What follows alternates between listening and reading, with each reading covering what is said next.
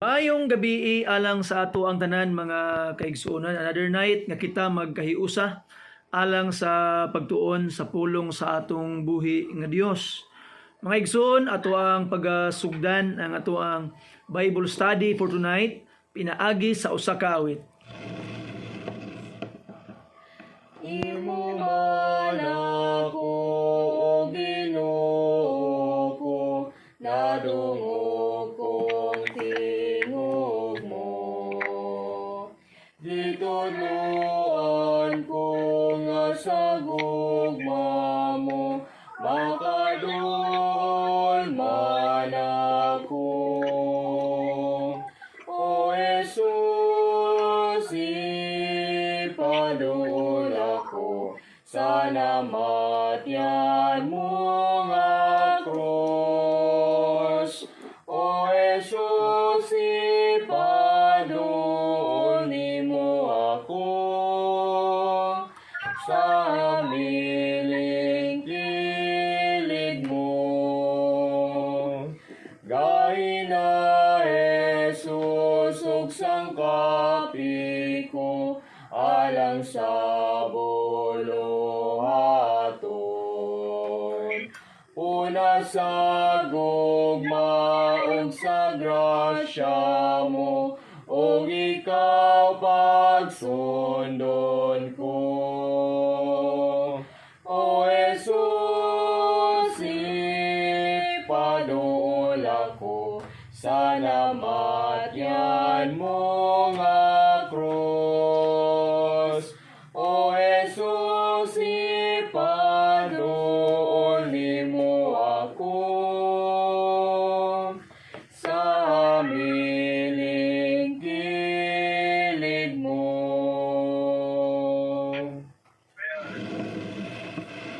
Okay, so again, maayong gabi sa atong tanan mga kaigsuonan. Welcome sa atong Daily Dose of God's Word. Another night nga kita mag-uban alang sa pagtuon sa pulong sa atong Ginoo.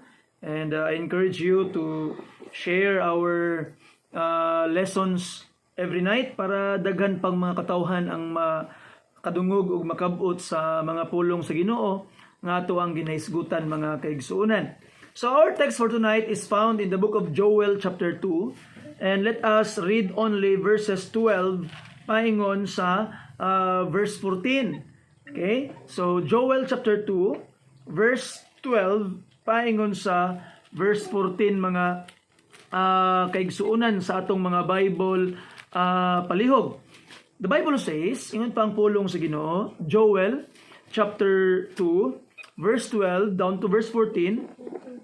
Therefore also now, saith the Lord, turn ye even to me with all your heart, and with fasting, and with weeping, and with mourning, and rend your heart, and not your garments, and turn unto the Lord your God, for he is gracious and merciful, slow to anger, and of great kindness, and repenteth him of the evil.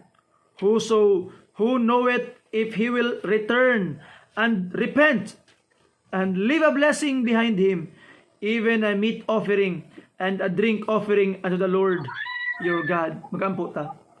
Amahan nga langit nun.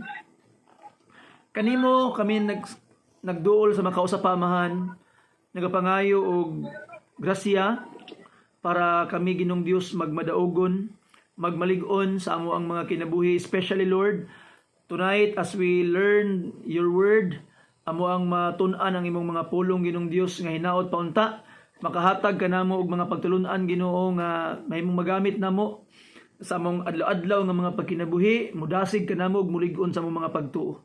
Pasaylo ami amahan sa among mga kasaypanan, lig-una kami Ginong Dios in Jesus precious name. Amen and amen. Now, ang atong teksto karon mga kaigsuonan is from a minor prophet. And when we say minor prophet, it doesn't mean nga minor tungod kay less important. It is minor mga kaigsuonan because their writings are shorter compared to the major prophet nga mas tag-as ang excuse me, mas tag-as ang ilahang mga letter nga gisulat. That's why they were called major prophets. So ang mga minor prophets, mugbo ang ilang mga letter, mga kaigsuonan. Ang kaning kaning mga writings of the prophet Joel is only 3 chapters, mga kaigsuonan. Now karon, ang atuang text nga gibasa, it is a call to repentance. Nagtawag ang propeta ngadto sa mga katawhan og paghinulsol.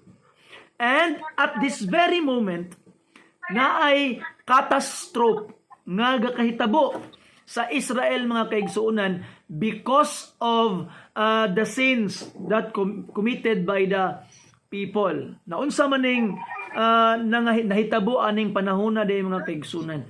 Kung basahon nimo ang Joel chapter 1, ato makitaan nga ma-learn nato, mga kaigsuonan, that there is a plague of locust nga nahitabo sa Israel at this time. And kaning plague of locust, mga kaigsuonan, siguro some of you had experienced this kaniadto in the past. In my lifetime, murag wala pa ko nakakita og plague of locust personally, but maybe some of you naka-experience mo ana, mga kaigsuonan. Mao ni ang nahitabo sa mga Hudiyo kaniadto because of God's punishment sa ilahan. We will try to look at mamaya kung unsa ang ilahang sala. Now, kaning plague of locust, I can only understand what is this and how grievous is this through books and through history nga ako ang mabasa. And accordingly, ato makita nung grabe din ni ka kuyaw ang plague of locust, mga kaigsuonan, kanang dulon. Na ato makita pag ang mag-plague of locust di ay pag abot sa mga katong dagko bitaw nga mga grasshoppers, mga locust, pag abot sa locust, tanan nga mga green nga imong makita, paghawa nila huro tanan. You see? And kaning isa ka grupo sa mga locust, mga kaigsuonan, is moabot siya og millions ka mga insekto, lahi patong galukso, lahi tong galupad. And it seems that there is an eclipse nga mahitabo tungod kay matambunan nila ang adlaw sa kadaghan nila, mga kaigsuonan. And there are accounts nga kung imo daw biyahon ang punuan handod sa kinatumyan sa grupos mga locust, umuabot og more or less 10 to 15 kilometers ang kalaparon, mga kaigsuonan, katason sa ilahang gitawag nga grupo aning locust. And moabot ni siya ang ilang makaon everyday 80 tons. 80 tons ang ilang kaya huruton sa usa ka adlaw, mga kaigsuonan, nga mga pagkaon. Sa inan ka na, and even ang mga kahoy, makita nimo nga puti na lang mabilin, nga naman apil ang panit sa kahoy ilang kaunon. And when locust attack, atong makita, mga kaigsuonan, that there will be famine nga mahitabo. So mo nga kahitabo sa Israel karon. Grabe ang famine nga ilahang nangaagian. Grabe ang kagutom sa mga katawhan, mga kaigsuonan. And dili lang kay kana, kuyaw kayo ang mga panghitabo, mga kaigsuonan, because kung imong tanahon ang pulong sa Ginoo, dili lang kay gitawag nga nahurot ang ilang mga pagkaon. Tungod sa pagkahurot silang pagkaon, nangamatay ang mga tanom, mga kaigsuonan, because of the locust. Ang nabilin pagyud ng mga sagbot sa palibot, mga kaigsuonan, nangasunog pagyud. Kung tanawon nimo verse 19, ingon pang pulong chapter 1 verse 19, ingon pa, O Lord, to thee will I cry, for the fire hath devoured the pastures of the wilderness, and the flame hath burned all trees of the field. Verse 20, the beasts of the field cry also unto thee, for the rivers of waters are dried up, and the fire hath devoured the pastures of the wilderness. So grabe ang kagubot o catastrophe nga nahitabo sa ilahang mga kaigsuonan. Ni sulong pa ang locust, nag-El Nino pa, nangauga ang ilang mga sapa, ang ilang mga atabay nangauga, og nasunog pa gyud ang nabilin nga mga sagbot sa ilang palibot, mga kaigsuonan.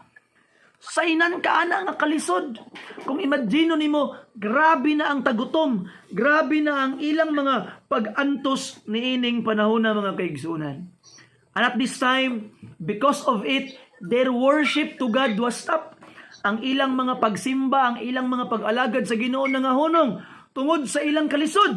If you would look at this, verse 13, chapter 1, gird yourselves and lament ye priests, howl ye ministers of the altar. Hilak daw ang mga pari, hilak daw ang mga sulugoon sa altars. Why? Come, lie all night in sackcloth, ye ministers of my God, for the meat offering and the drink offering is withholden from the house of your God. Sanctify ye a fast, call a solemn assembly, gather the elders and all the inhabitants of the land into the house of the Lord your God, and cry unto the Lord.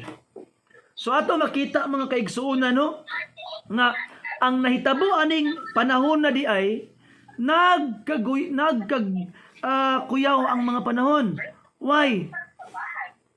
Wala na sila'y makaon. They have nothing to eat. Ikaduha, ato makita mga kaigsuunan, wala na'y mainom, nauga na ang mga sapa. Ikatulo, ato makita mga kaigsuunan, nasunog pagid ang mga pastures. And because of it, na-stop ang panimbahon because we know that in the Old Testament law, na maghalad sila perminti. Unsa man niron ang ilang ihalad, nga hurot naman ang tanan. And ingon pa ni Prophet Joel, hilak ang mga kaparian, hilak ang mga sulugoon sa templo, nga naman wala na sila'y makaon. Because ang mga nagtrabaho sa templo, ang mga nag-alagad sa Ginoo full-time mga kaigsuonan, nagsalig lang sila sa halad sa mga katauhan, and if the offering of the people will stop, gutmon po sila. That's why they howl, they cry. You see? Now karon, ato makitaan nga kakuyaw kaayo. Basahon nimo unsa dining locust, unsa di gibuhat sa mga locust. Tanawang verse 4 chapter 1. That which the palmer worm hath left, hath the locust eaten. Di lang kay kaisa ka wave. How many waves of these insects ang nangatake? And ingon pa niya, and that which was the locust has left, hath the cankerworm eaten. And that which the cankerworm hath left, hath the caterpillar eaten. Gihurot mga kaigsuunan. Several waves of insects o pipila ka klase nga mga insekto ang nangatake sa ilaha. Ting init, nangasunog pagid ang ilang tanom, nangauga, grabing kalisod mga kaigsuunan. Now the question is nga naman, unsa kahay hinungdan? Nganong gisilutan sila sa Ginoo mga kaigsuunan? What is the reason why these people were suffering and God sent disaster sa ilaha? And there are a lot of time mga kaigsuunan nga ang Ginoo mismo ang magpadalag disaster sa mga katawhan tungod sa ilang mga nabuhat at ubangan sa Ginoo nga wala gikalipay sa Dios mga kaigsuunan. Now the question is, unsa ang hinungdan? What are the sins that they have committed? Maybe moingon ka nga, pastor, siguro nagsimba sila Dios. But if you would read the book of Joel, you cannot find any note of idolatry. Wala nagsimbag Dios ang mga katawhan aning panahon na. Okay, I don't know if that is the main, if they were not, but ato makitaan, at least it is not recorded in the book of Joel. Wala gibadlong sa Ginoo ang idolatry aning panahon na. As what Prophet Joel wrote. Siguro pastor, ang ilang sala pastor kay kuan kanang immorality. But mga kaigsoon again, it is not found in the book of Joel nga ang Ginoo nagrebuke sa ilaha about immorality. So unsa man ang ang hinungdan? If it is not idolatry, if it is not immorality, what sin ang ilang sala aning panahon na mga kaigsuunan? Now we have idea in our text. Again, let me read to you our text, Joel chapter 2 verse 12. Therefore also, now saith the Lord, turn ye even to me with all your heart. So God is calling them, turn to me with all your heart.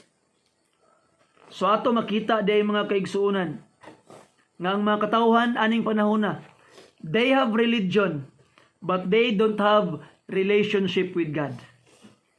Now mga kaigsuunan, religion, yung definition is a worship of God.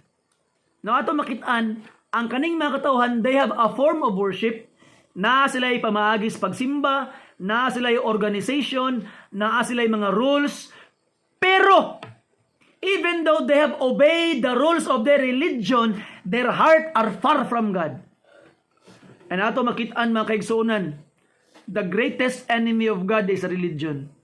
Kaya nga naman, ang mga tao nag-adhere sa religion, nag-adhere sa mga rules, nag-adhere sa mga pamaagi, nag-adhere sa mga tudlo, sa mga lideres nga wala makita sa pulong sa Ginoo, o ang mga katawhan mga kaigsuonan, nagsunod na lang sa mga ordinansya, nagsunod na lang sa mga sakramento, nagsunod na lang sa mga buluhaton, bisan pag wala kininila nasabdan nganong ilang ginabuhat, o wala sila tinuod nga relasyon sa Ginoo, ila lang tong ginabuhat kay maoy ilang naandan.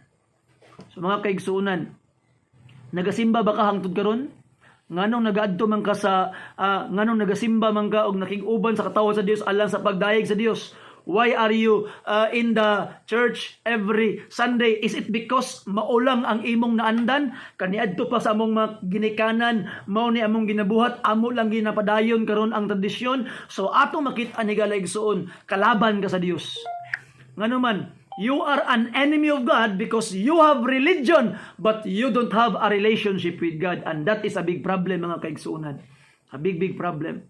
So the people in the book of Joel, they have religion. They have outward show of their piety mga kaigsuonan, but there is no inward reality sa ilahang mga pagtuo. Nga nato makita, that was the reason why God was very, very angry sa ilaha. So ato makitaan, to come to church services without knowing God is an insult sa atong Dios mga kaigsuonan. That's why ato makita nga going to services per se is not enough. You must know why are you going there, and you must know the motivation of your heart. Ngano man gyud nga gusto kong moadtog simbahan, and it must be for Christ's sake, for God's sake mga kaigsuonan. And the problem of the people of Joel, sa panahon ni Prophet Joel mga kaigsuonan, nag-adto sila sa templo, nagsimba sila, naghalad sila, pero maulang tong ilang naandan. Maulang to ang ilang ginabuhat, maulang to ang ilang nakitaan silang mga ginikanan, gina-continue na lang nila without truly having a relationship with God. That's why God wants them back nga kaigsuonan. Gustos Ginoo nga mobalik sila sa Dios. In verse 12, atong basahon pag-usab chapter 2, the Bible says, therefore also now.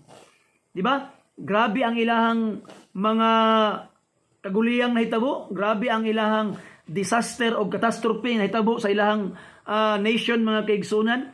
Pero ingon si Joel, therefore also now. Pero karon, kung maghinulusol mo, kung karon inyo ning buhaton, God will be merciful. Mao na ang iyang mensahe mga kaigsuonan. So ang mensahe ni Joel, suko na kayong Ginoo sa inyo ha. Wala na nalipay ang Ginoo tungod sa inyong pagsimba nga wala uban ang inyong mga kasing-kasing. Na ato makita, pero even now, kung karon mobalik mo sa Ginoo, muduol mo niya, maghinulusol mo niya, andam gyapon siyang mopasaylo. That is the message of the prophet Joel. And let us read sa tong teksto, and this is only 3 verses. Verse 12 again, let me read it to you. Yet therefore also now, saith the Lord, turn ye even to me with all your heart. Balik na. With all your heart. You see? Kaya diba, mamana ang gusto sa Ginoo nga nagsimba ta with all our hearts. Nga naman, tanawa ang pagsimba sa mga katawhan karon according to the Lord Jesus Christ. In Matthew chapter 15, sa atong mga Bibles palihog, ingon pa ang pulong sa Ginoo mga kaigsuonan, verse 8. These people draweth nigh unto me with their mouth, and honoreth me with their lips, but their hearts is far from me. You see, that is the problem of our generation today, and even di ay hangtod ay kanila kaniadto. Still, it is also a problem. There is nothing new under the sun, mga kaigsunan. That's why God is saying, balik na mo with all your hearts. And with fasting.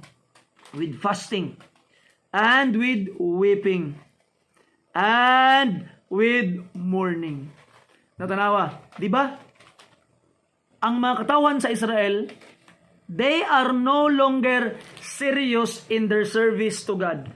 They have religion, but they don't have God. And since they are no longer serious and sincere in their worship, God gave them a reason to be serious in seeking God through a grievous catastrophe. So ato makita, tungod kay di naman sila sincero. Ang ilahang gitawag nga pagsimba, basta kay mo lang to'y naandan. Wala na gid, di na gid kinasing-kasing. They are not seeking God from the heart. Mao na ang gibuhat sa Ginoo, sige, you are not sincere in worshiping me, in seeking me, then I will give you reason to seek me sincerely. And that is what happens sa ilahang mga kaigsunan. So unsa may mabuhat nila, sa dihang nagkagidlay sila mga kaigsunan, wala sila laing daganan, sincere silang nangita sa Ginoo. And God is telling them, balik mo and I will forgive you. You see? And ingon pa ang verse 13, call to repentance. Rend your heart and not your garments. Rend your heart and not your garments. Kaniadto manggod as a show of their repentance and their deep emotion silang mga kasing-kasing, ang mga Hudiyo ginagisi nila ilang sinina kay ginapakita nila nga naginulusol na gyud sila. But niabot ang panahon mga kaigsuonan nga dunay mga Hudiyo nga nagapagisi-gisi na lang sa ilang sinina, pero ila lang tong ginabuhat para magpakitang tao kunuhay nga nagtuo sa Dios. You see? So di na gid to tinuuray. Muna ingon ang Ginoo, tama na inyong outward religion. Tama na ang inyong pagpakitang tao. Ingon pang Ginoo, aya undangin na gisi ang inyong mga sinina. Instead, gisian ninyo ang inyong mga kasing-kasing. And that is a call to repentance, mga kaigsunan. Ingon pang Ginoo, and turn unto the Lord your God, for He is gracious and merciful, slow to anger, and great in kindness, and repented him of the evil. I like that. So ato makita mga kaigsuonan, balik dito sa Ginoo. Maybe niabot na ang punto sa tuwang kinabuhi usahay ng atong mga pagsimba di ay is dili na tinuoray. Or basin hangtod karon naapakasimbahan nga wa gid tawo nagtudlos ka matuoran. Wa gid taon giabrihan ang balaang kasulatan o gitun-an. Ahigala igsuon, pangitaan na ang simbahan nga nagtudlo sa kamatuoran, nagsaysay sa balaang kasulatan para ato yung matun-an mga kaigsunan. Na ato makita, and start there, rend your heart and not your garments. Kay kung muduol kaniya karon maluluyon ang Ginoo, kaluyan kaniya. And ingon pa sa verse 14, who knoweth if he will return and repent and leave a blessing behind him, even a meat offering and a drink offering unto the Lord your God. So balik na sa Ginoo and offer something to him. Ipakita sa yaha ang sincerity sa imuhang pagtuo mga kaigsuonan. You see? Mauna, sa ato amang good, to me as a pastor mga kaigsuonan, dili na ko makita ang kasing-kasing sa mga katawhan. So ato makitaan, when anybody would come to God by faith, God knows directly kung kanang tawhan na tinuod ba yung pagtuo dili. But how about us preachers? How about the people?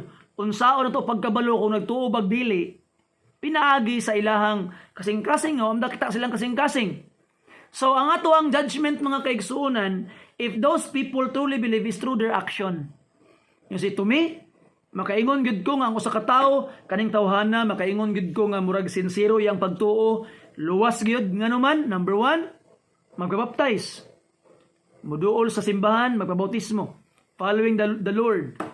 Ikaduha, their lives will be changed and they will seek God. Biyaan nila ilang mga daotang kinayahan nga mga nangagina ug ang kunon ang mga bag-ong kinayahan nga gihatag sa Ginoo. Number 3, they will serve the Lord. Ilang alagaran ang Ginoo mga kaigsuonan. So that is the only way, and it is my limited, finite way of trying to understand if that person is truly saved. Na ato makita mga kaigsuonan, maupod na ang ginaingon sa Ginoo karon. You see, show me your faith, ipakita ang inyong mga pagtuo. Do not just rend your clothes, rend your heart.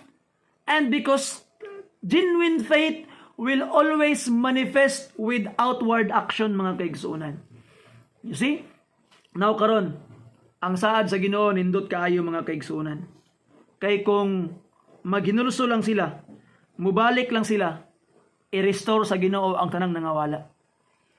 Ang tanang mga nangawala sa ilaha sa panahon sa pag-atake sa mga mananap, sa mga insekto, ang tanang nangawala sa ilaha sa panahon sa tag-init, ang tanang nangawala sila sa panahon sa sunog, i-restore sa Ginoo ang saad sa Dios if they will just come back with all their hearts. Tanawa ang giingon sa chapter 2 verse 25 ta magsugod og basa. Chapter 2 verse 25, and I will restore to you the years that the locust hath eaten. So how many years, no? Lisod kaayo no usahay ang mga katawhan ba? Maghulat pag pila ka tuig na pag-antos ay ha maginulsol. You see? Mag-antos pag pila ka tuig ay ha maginulsol. Munang giingon sa Ginoo, I will restore unto you the years. Nganong years man? Kay dugay kay sila gahinulsol. They do not repent, nagpagahi sila pila ka tuig, wala ni balik sa Ginoo. And I hope di na ka magpagahi karon igsuon. Balik na sa Ginoo. And I will restore unto you the years that the locust had eaten, the cankerworm and the caterpillar and the palmer worm, the great army which I sent among you. And ye shall eat in plenty and be satisfied, and praise the name of the Lord your God that hath dealt wondrously with you, and my people shall never be ashamed. And ye shall know that I am in the midst of Israel, and that I am the Lord your God, and none else, and my people shall never be ashamed. So ato makita mga kaigsuunan, pagkanindot ug pagkatamis, kabalo kang ano, nagsaad siya, if we will just come back to Him, humble ourselves to God, He will restore everything that we have lost mga kaigsuunan. And I hope karon sa ato ang mga kinabuhi, it must be a reminder sa ato ang hanan. Remind ourselves kung unsa ka tinuod ang ato ang mga pagtuog, pagsalig sa iyaha igsuon. Unsa ka tinuod ang ato ang pagsimba. So suta ang inyong mga kasing-kasing karon. Why am I going to church? Nganong nagahatag man ko sa ako ang gitawag nga tithes and offering? Nganong nagatabang man ko sa mission? Nganong nagakanta man ko para sa Ginoo? Nganong nagasimba man ko? Nganong nagaalagad man ko? And why all this effort for God? Why? And I hope di lang tungod kay mao na imong naandan. Di lang tungod kay maulaw kas tao. Apan tungod kay nahigugma ka sa Dios. Ikson, start loving God truly today. And base na sa tuang naminaw karon, wala pa ka nakakasigurado sa imong kaluwasan. Pag mamatay ka karon, wa ka kabalog aha ka padulong. Igsoon, sultian di ka. Si Jesus Christ namatay tungod sa imong mga sala. Gibayaran niya imong mga sala dito sa krus sa Kalbaryo. Ang imong angay buhaton karon, ibutang imong bug-os nga pagsalig og pagtuo kaniya nga ang iyang gibuhat sa krus igo alang sa imong kaluwasan. Og tawgas siya, Ginoong Hesus, luwas ako ug ikaw iyang luwason. Og ipakita kaniya nga tinuoray ang imong pagtuo pinaagi sa imong kinabuhi. Usa ka awit alang kanimo igsoon. Maluluwas ko nagmando, unsa pa'y hangyoon ko. Ako bang duha-duhan ang pagtultol nga dayon. Ang langit nung pakigdait, ginahuptan ko karon.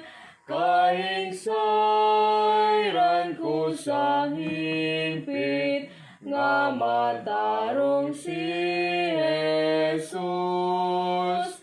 Kahing sayran ko sa hingpit, nga matarong si Jesus. Maluluwas ko nagmando, malipay yung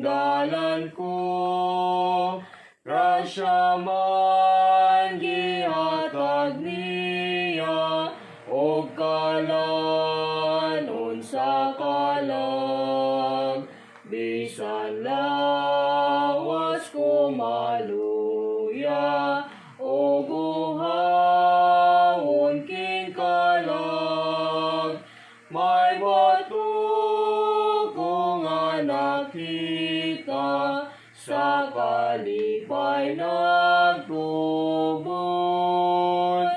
May bato ko nga nakita, sa kalipay nagtubod.